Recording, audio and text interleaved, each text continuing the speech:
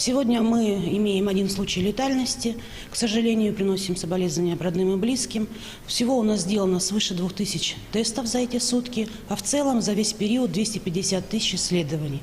Мне бы хотелось акцентировать в первую очередь вопрос в том, который очень часто задается сегодня у нас на телеграм-канале, в вопросах по поводу забора анализов.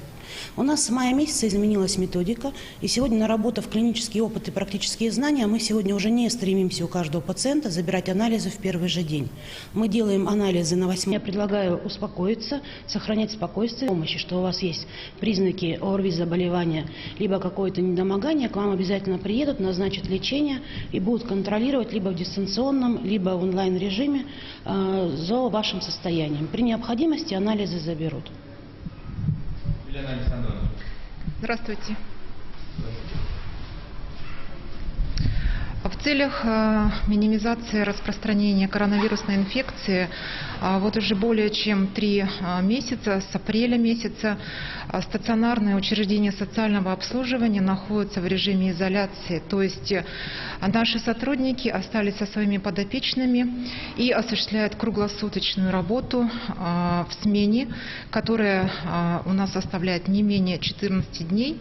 А если говорить о домах-интернатах и о интернатах для психоневрологических больных, такая смена составляет не менее 28 дней.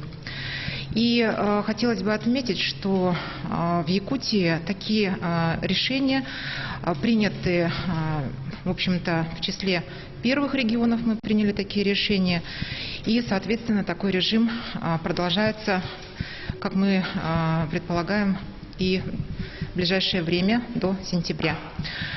Соответственно, сегодня в закрытом режиме работает у нас 47 учреждений и обеспечиваются все необходимые меры для того, чтобы минимизировать риски распространения инфекции, учитывая, что проживающие наши относятся к группе риска.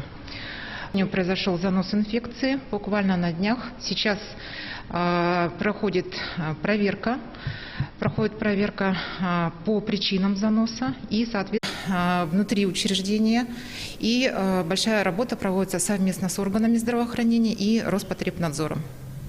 Спасибо большое. Это был брифинг оперативного штаба по недопущению завоза и распространения новой коронавирусной инфекции. Оставайтесь с нами.